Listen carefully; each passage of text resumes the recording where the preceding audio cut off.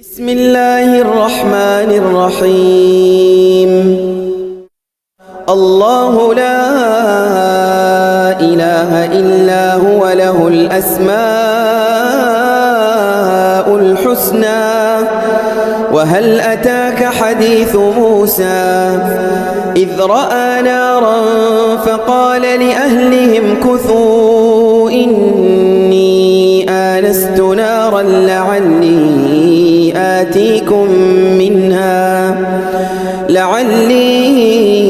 آتيكم منها بقبس أو أجد على النار هدى.